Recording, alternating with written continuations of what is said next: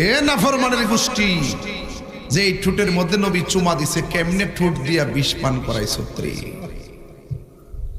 ও ভাই কৌহে একবার শুনি,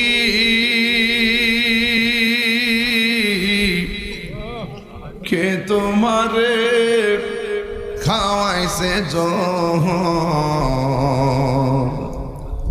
রাসূলের রানী রে, হায়রে আমার সোনার চন্দ্রমণি, হায়রে আমার সোনার চন্দ্রমণি। ছোট ভাই কই বড় ভাই রে, ও ভাই কেমনে যাওছ লিয়া,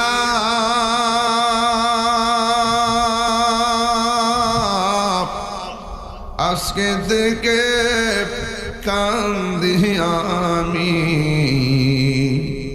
বাইহারা ইয়ারে, হায়রে আমার সোনার চন্দ্রমণি। আল্লাহ বলে ও জিবরাইল, ও জিবরাইল যাও না রে চোখ লিয়া,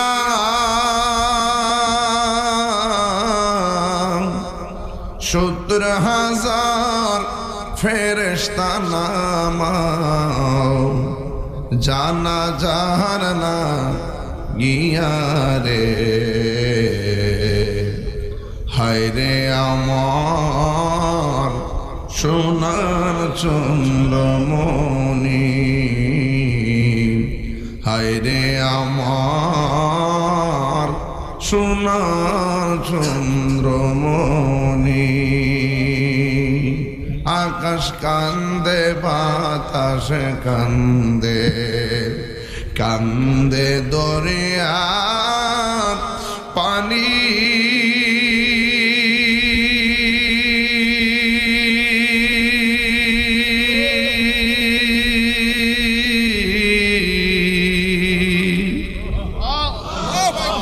দুই পুত্র রায়া কান্দে,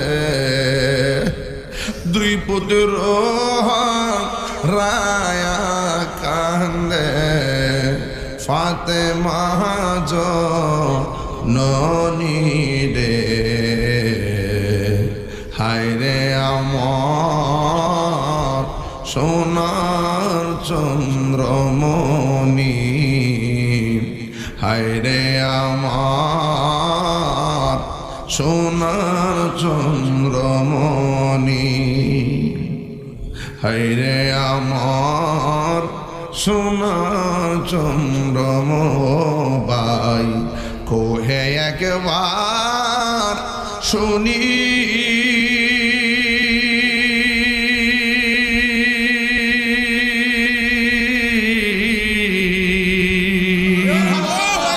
কে তোমার খাওয়াইছে রাসূলের রানী রে,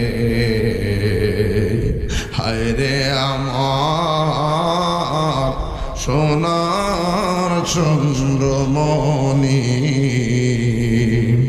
হায়রে আমার সোনার চন্দ্রমণি। ও বন্ধুরি, ও শিমুল কান্দ্রে বাবা, ও ভৈরবের বাবা, মধ্যস্বর তেয়ারির গজারিয়ার বাবা, ও মিরার চর জামালপুরের বন্ধু, ও শ্রীনগরের বন্ধু, কোন জায়গায় রাইকা কোন জায়গার কথা বলবো। আমার নবী আখাযা বিয়াদি হাসানিন ওয়া হুসাইনিন, একদিন আমের নবীর নুরানি হাত মুবারকে হাসানের হাতে ধরলেন, হুসাইনের হাতে ধরলেন, দইরা ডাক দিয়া কয়, তোমরা যদি আমারে ভালোবাসতে চাও, আমার কলিজার টুকরা হাসান হুসাইনকে ভালোবাসো।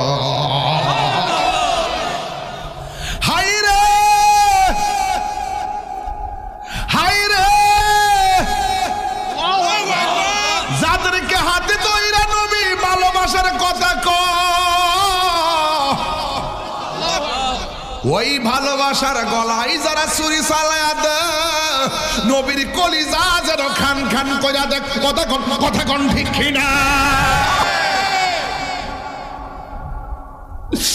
আমার নবী বলে, পৃথিবীর মানুষ,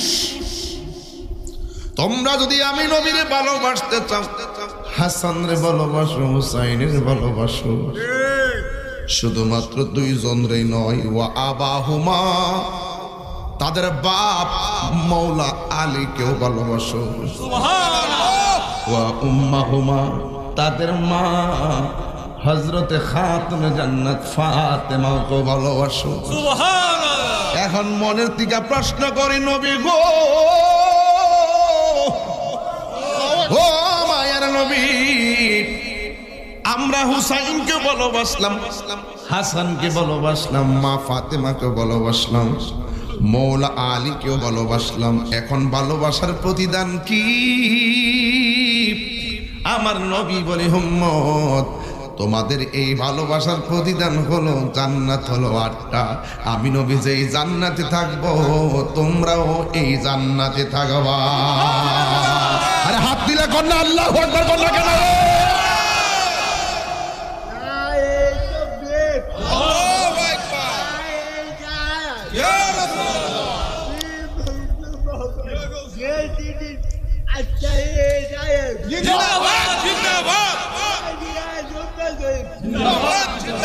আল্লাহর হাবিব বলেন, মান আহাব্বাল হাসানা ওয়াল হুসাইনা ফাকাদ আহাব্বানি।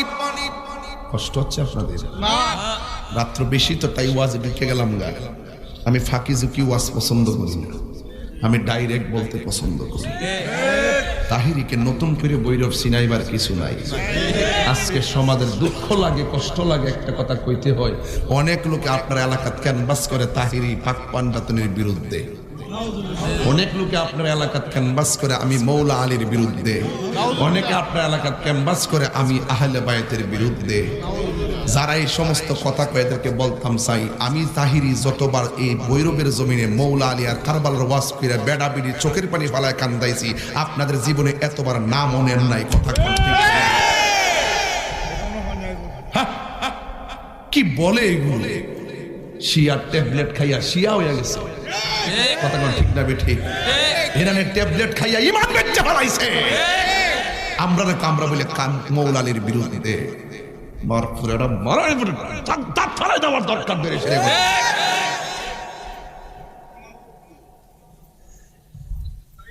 শুধু খান কাট বয়া বয়া তসবিহ টিপলে চলতো না।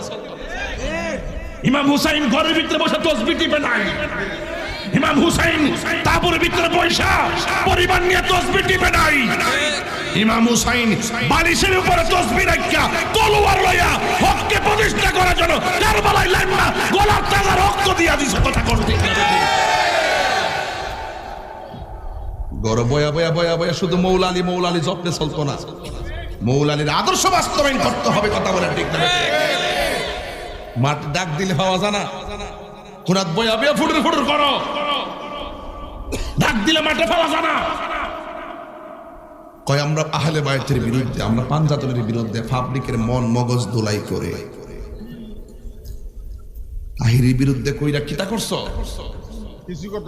কোনো লাভ হবে না। 17 বছর ধরে বৈরবে চলি, কোনোদিন আপনার কষ্ট দিছি?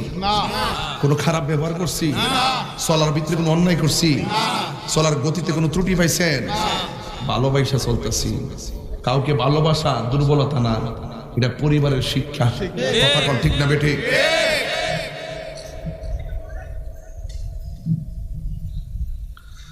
আমার যুবক ভাইয়েরা, আমার মুরব্বী বাবারা, মৌলা আলী কি সাধারণ নাকি?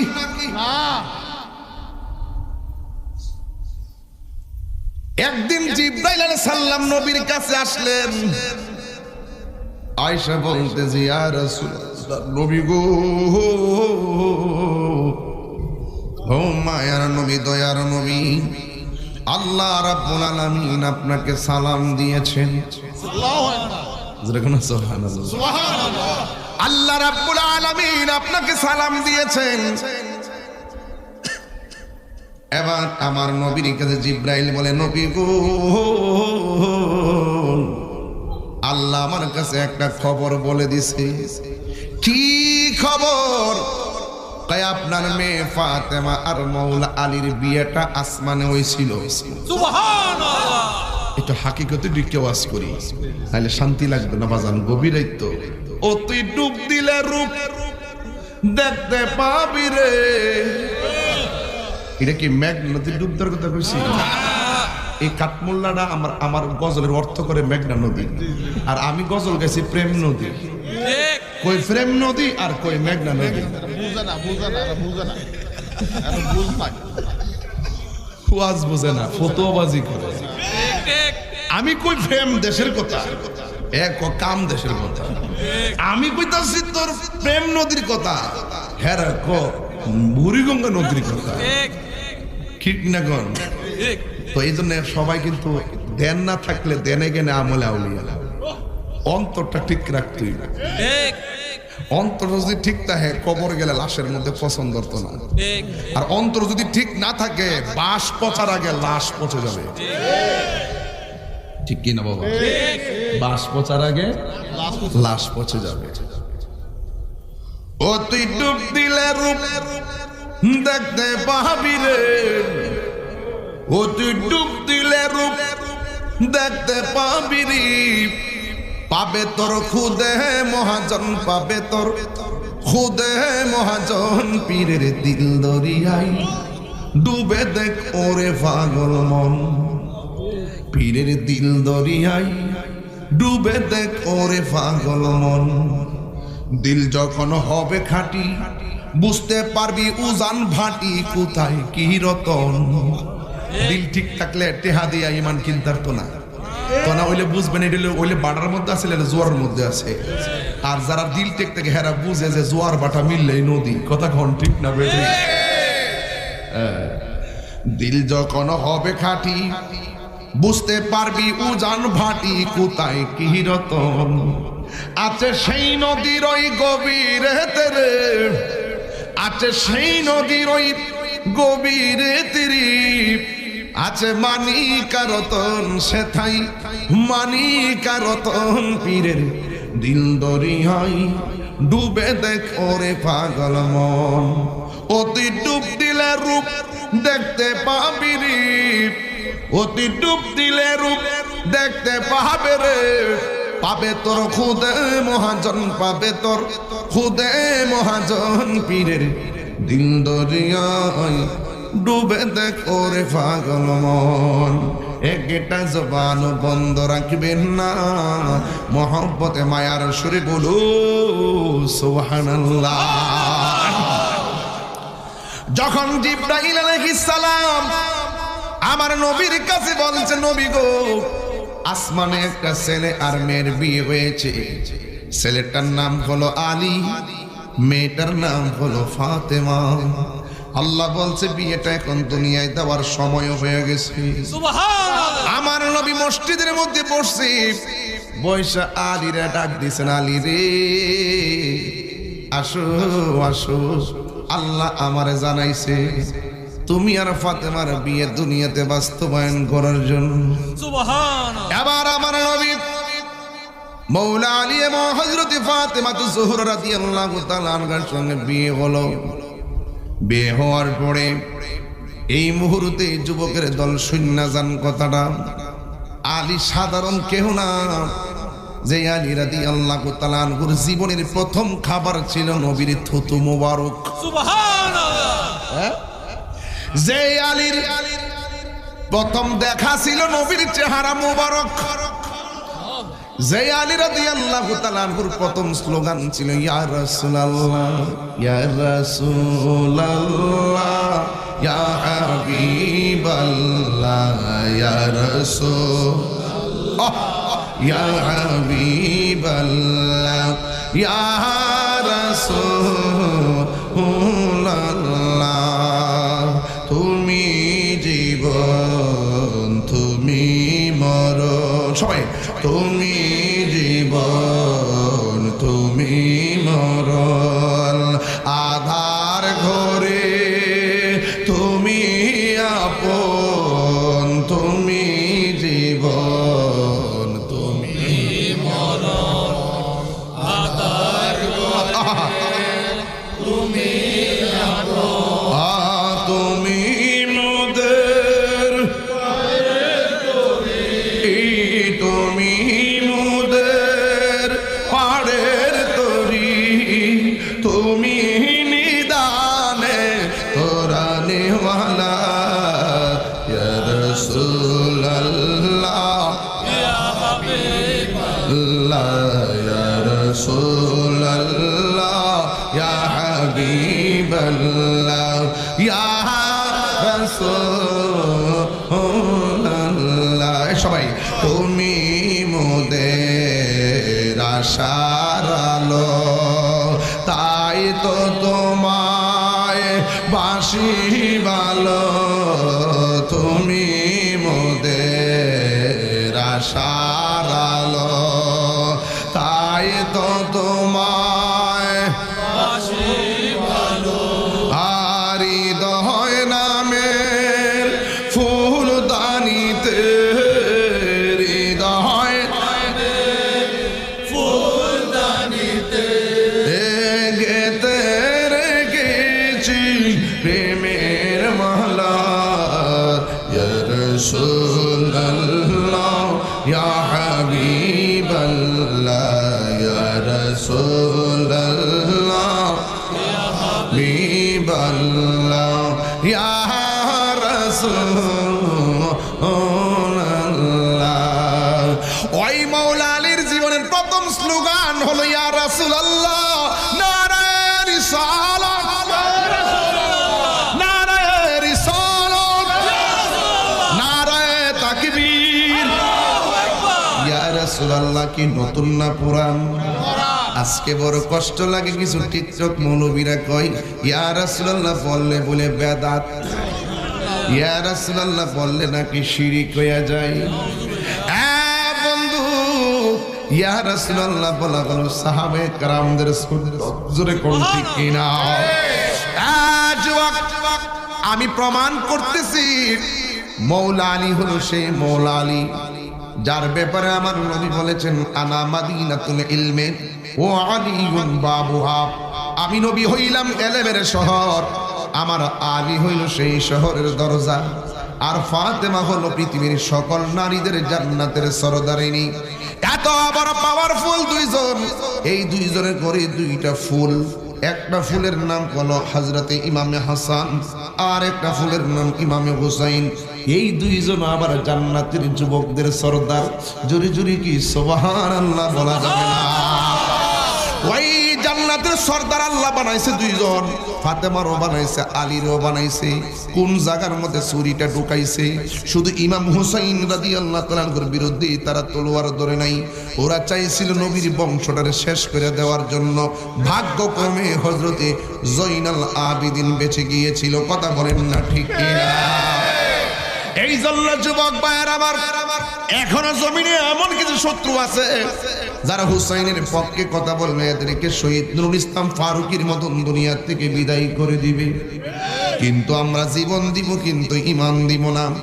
ইমাম হুসাইনের সঙ্গে এরা এত ভালো ব্যবহার করছে, এত ভালো ব্যবহার কইরা কুফায় নিয়ে যাওয়ার জন্য চিঠি পাঠাইছে।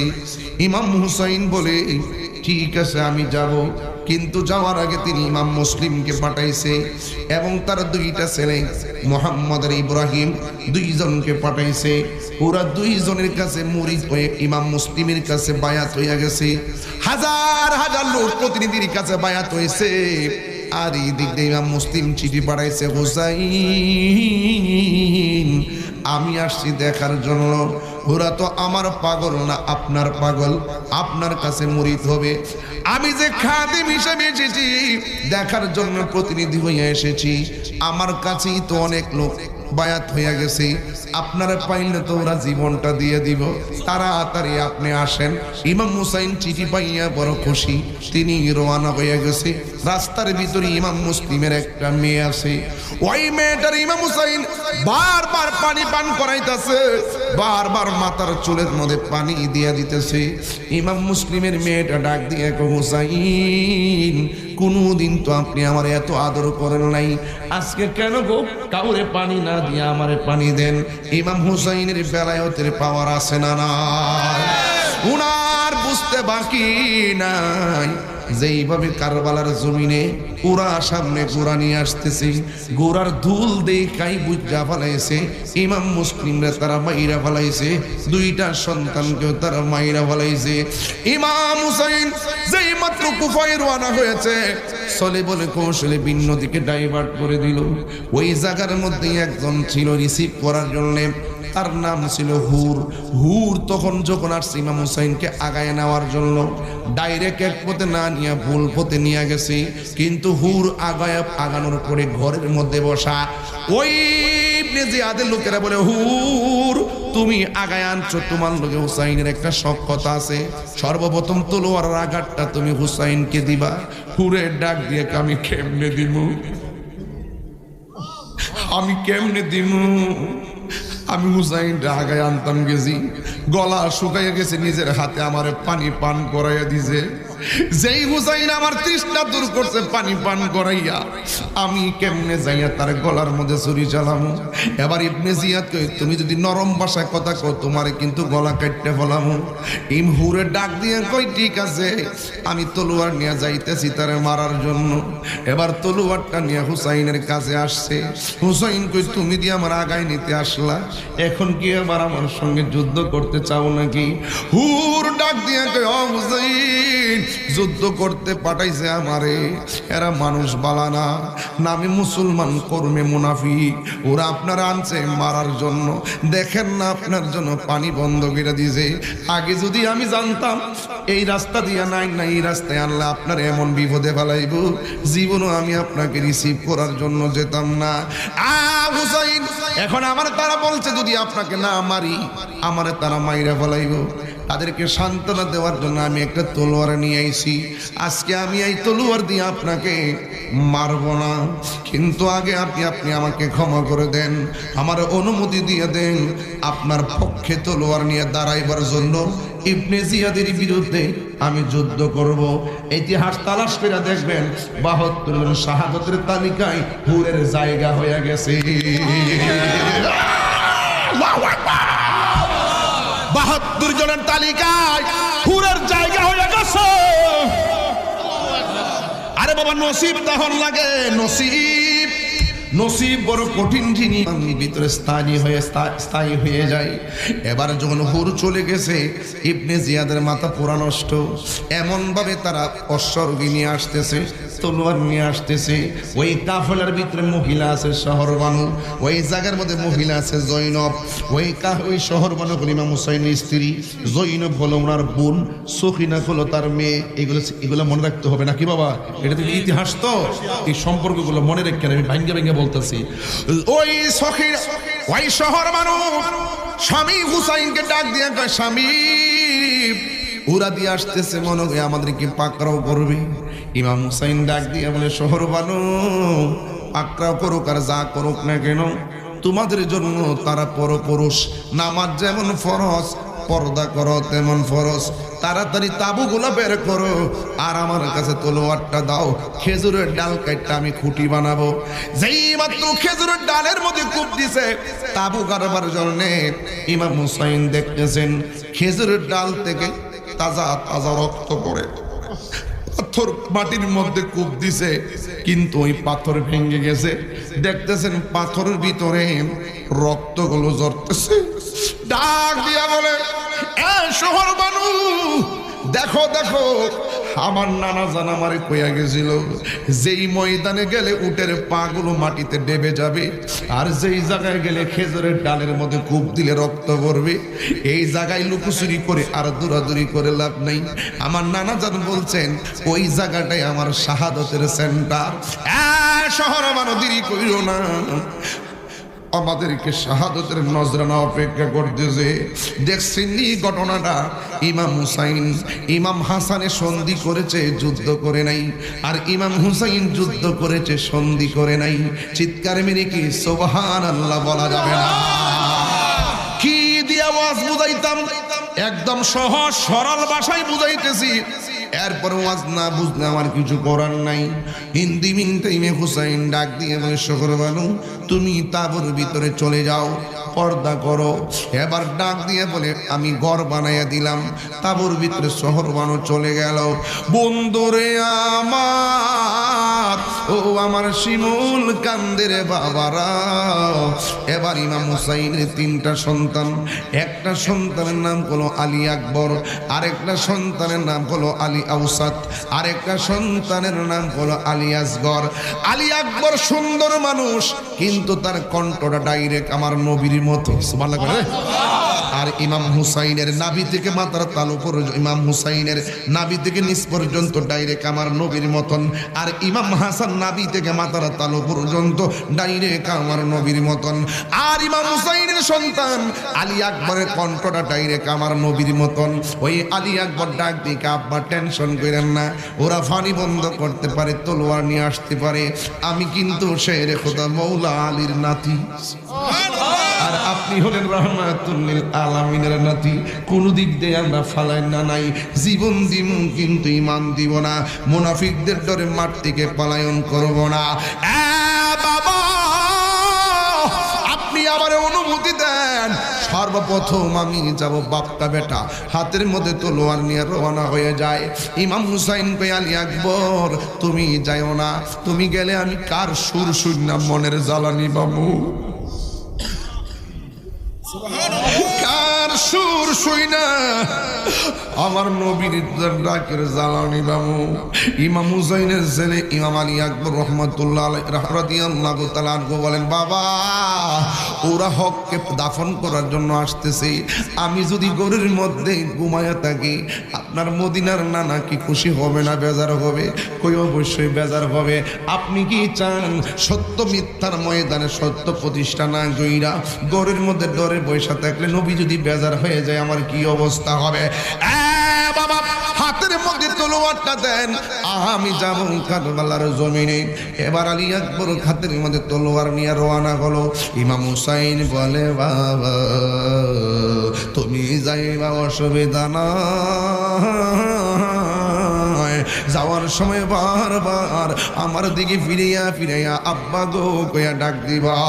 ইমাম হুসাইনের সন্তান ইমাম আলী আকবর বারবার বয়া আবি আলবিদা আলবিদা, এই ডাকটা শুইনা শুইনা বাপেও হাত মিলাইতেছে, বাবা যাও যাও যাও। ইমাম আলী আকবর যুদ্ধের ময়দানে গেল। আমাদের দেশে একটা প্রবাদ আছে, বাবার সঙ্গে না পাইরা পোলা পান্ডে আটকাই, এমন ভাবে ইমাম আলী আকবরকে আটকাইয়া ফেলাইছে, এমন ভাবে আটকাইয়া ফেলাইছে একেবারে মারার জন্য পাগল হয়ে গেছে। ওরা তো মিশন নিয়ে নামছে নবীর বংশ ধ্বংস করে দিতে হবে। আপনারা জবান খুলে বলুন রক্ষা করার মালিক কে? ইমাম আলী আকবর যেমন বাপের পোলা তেমন নানার নাতি, ঠিক কিনা? হাতের মধ্যে তলোয়ার নিয়ে কয় কেমনে ভাবলি আমি পিছনে যাব? এবার সামনে যখন রওনা করত কোনোভাবেই তারে পরাজিত করতে পারে না।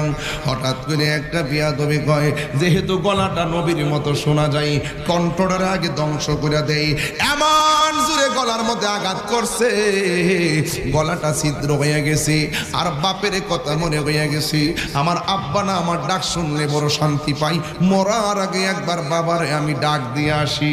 ওই আলী আকবর তিনি চলে গেছি বাবার কাছে, চলে যাইয়া বলে বাবা আমি এসেছি আপনাকে আরেক নজর দেখার জন্য। বাবা আলী আকবর ইমাম হুসাইন ডাক দিয়া বলে বাবা আলী আকবর তুমি যে আমারে বললো আমার দেখতে আসছো, যাওয়ার সময় দিয়ে আমারে সুন্দর করে বাবা গো কইয়া ডাক দিছো, কত সুন্দর লাগছে। এখন দি ডাকটা অর্ধেক বাইরিয়া যায়, হাওয়ার মতন উড়ে যায়। কি হইছে? ডাক দিয়া বলে আব্বা।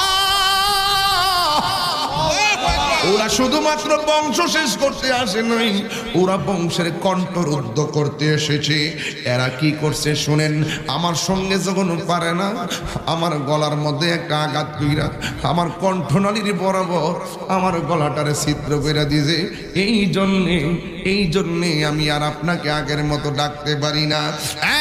বাবা ছিদ্র দিয়া অর্ধেকটা সুর বেরিয়ে যায়।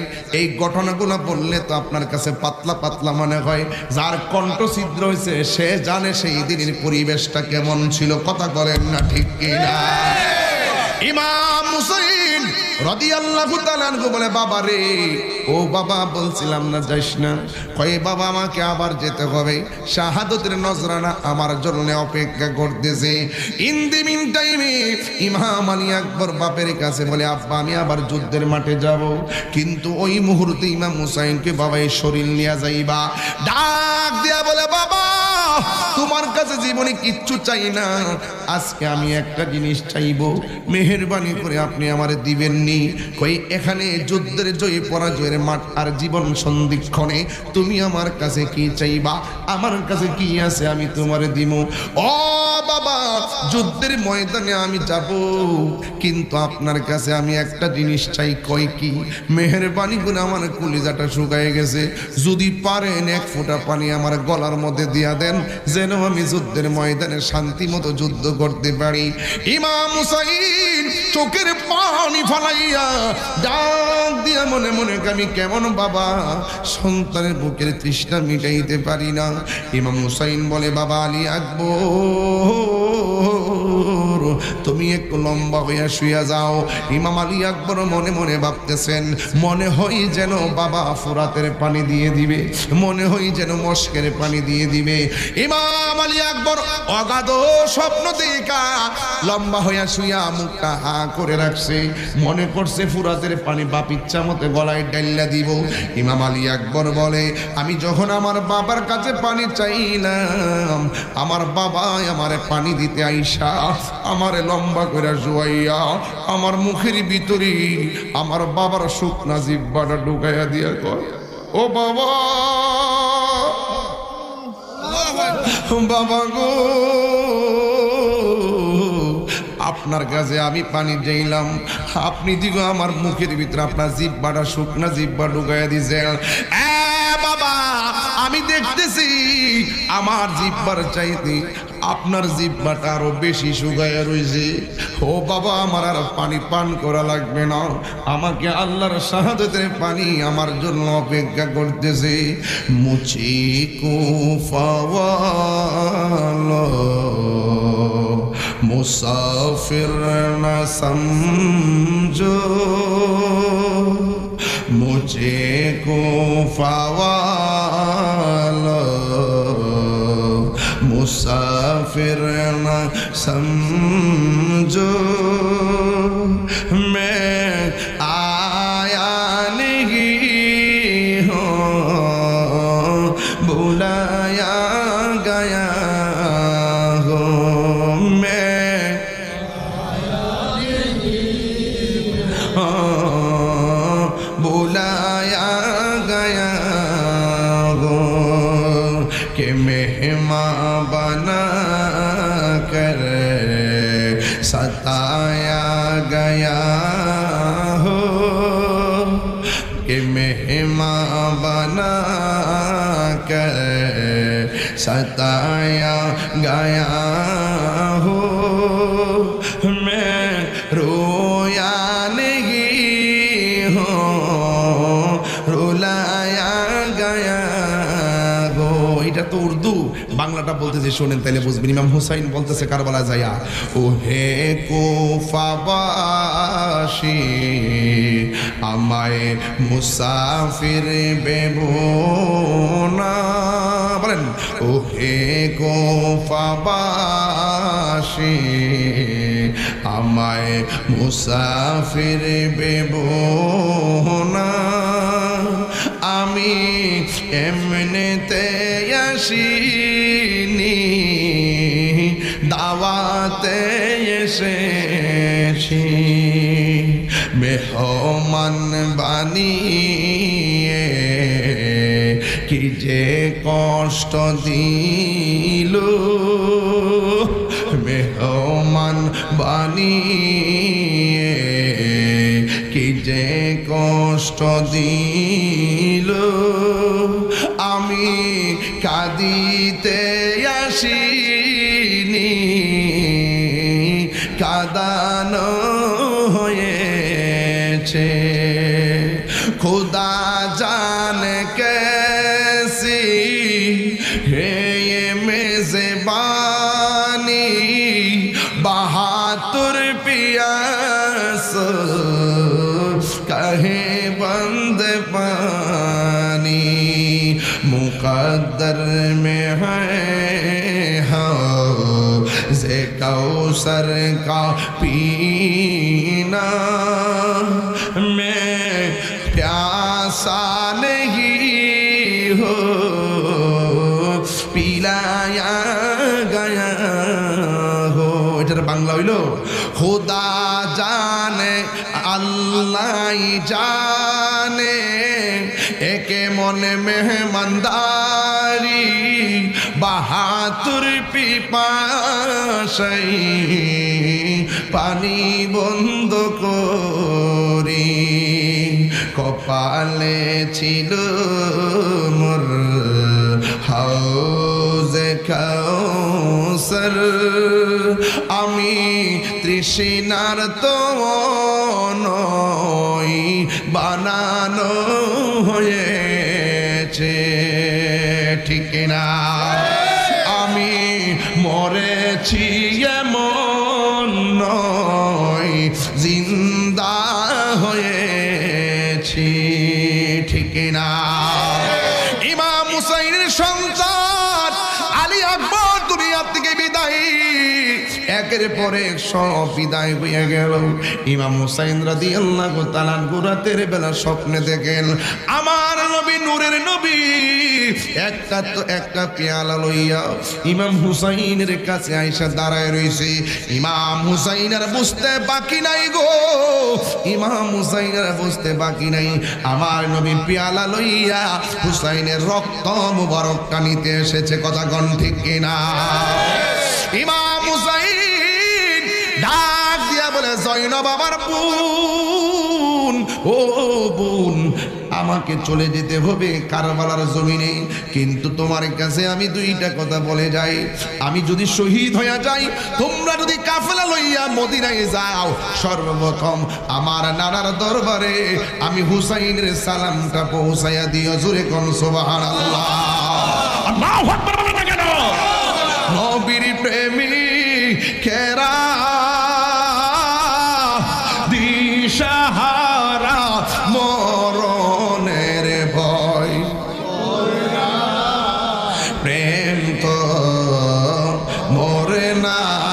যুবক ভাইরা একটু দরাদ লাগায় বলো, জীবনে বহুত ঘুমাইছো আর ঘুমায় না, বলো নবীর প্রেমিকেরা দিশাহারা, মরণের ভয়, প্রেম তো আরে প্রেম করেছে আয়ুব নবী, তার প্রেমের রহিমা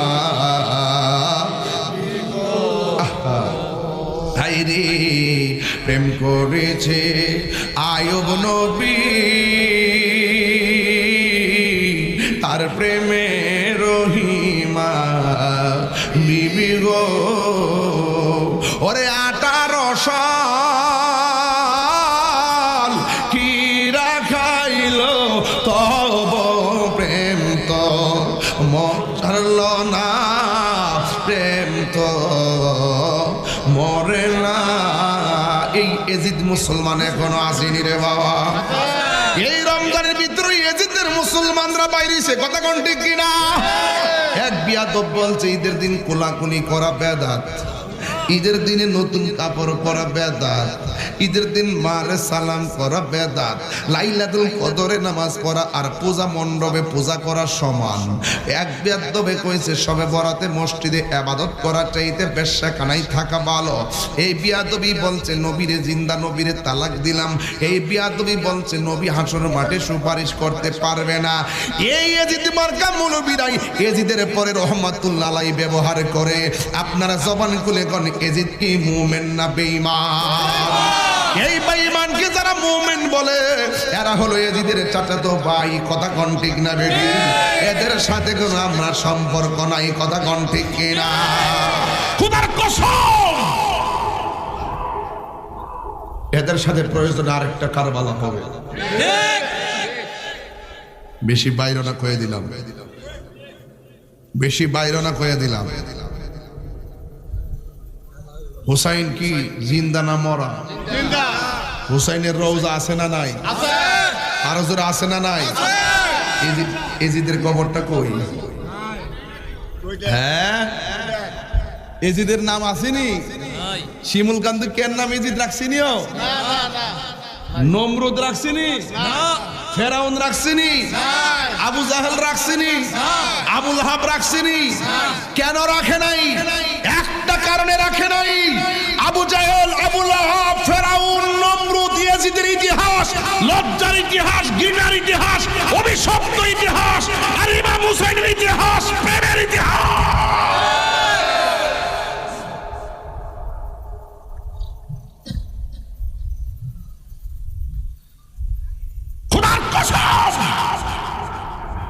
হুসাইন নাম কিয়ামত পর্যন্ত থাকবে।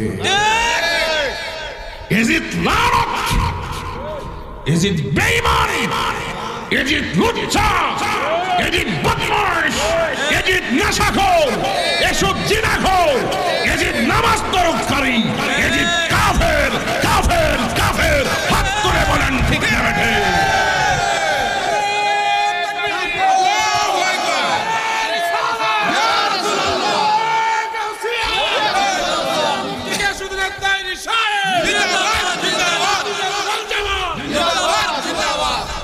আমার আফসোস লাগে হ্যাঁ, কেমন ধরনের মুসলমান কি এজিদের বলে তেমন কোনো দোষ ছিল না।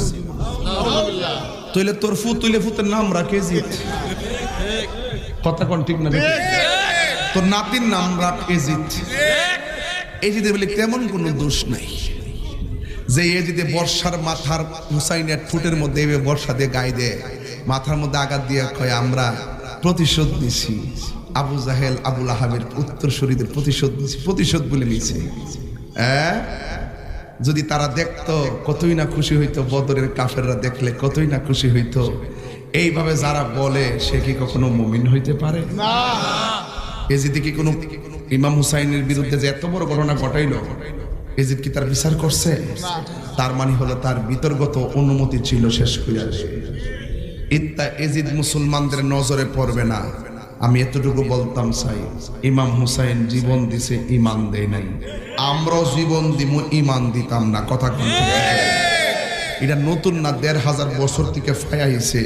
এই জন্য হুসাইনের আলোচনা শুনলে আমরা চোখের পানি ফেলায় কান। কথা কোন ঠিক না বেটি?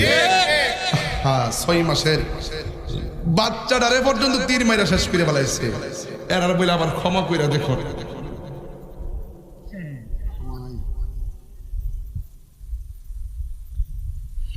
জৈনব বোন আমার, আমি যাইতাছি, একটা কথা কই, নবীর দরবারে যাইলে আমার সালামটা আগে নবীর কদমে দিও।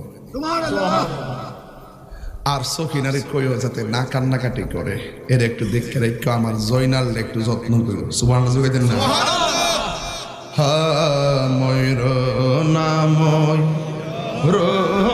রে জয়না, তুমি জয়নাল ময়ূর না, হয় রে তুমি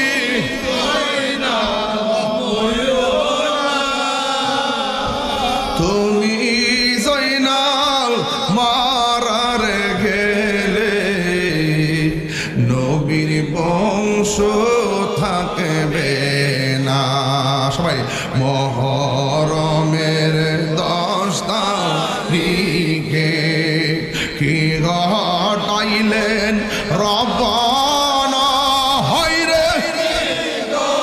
হুসেন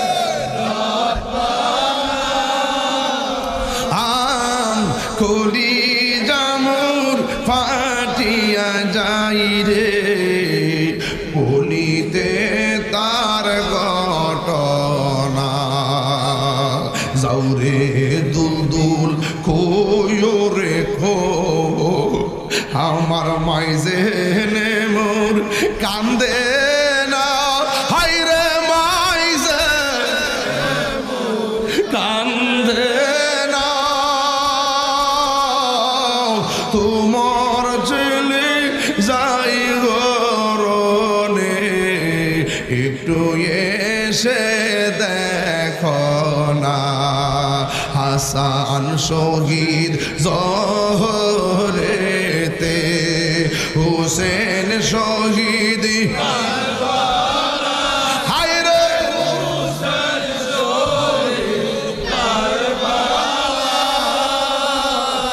জয়নাল আবেদিন বন্দিরে হইল এজিদ জেলখানা জয়নাল আবেদিন বন্দিরে হইল এজিদের জেলখানা আরে আরে আল্লাহ বলে ও জিবরাইল আল্লাহ বলে ও জিবরাইল বাতাস করো ফাতেমার গায়ে হায়রে বাতাস ও ফাতেমার গায়ে পুত্র সুখ জ্বলছে রে আগুন বাতাসে কি ঠান্ডা হয় মহরমে দুইটা হাতের পতাকা বানাই দেন যদি পতাকা বে কারবালার পতাকা বানান আরে মহরমের 10 তারিখে কি ঘটাইলেন রব্বানা হায়রে কি ঘটাইলেন রব্বানা কলিজাম ফাটিয়া যাই রে বলিতে তার ঘটনা কলি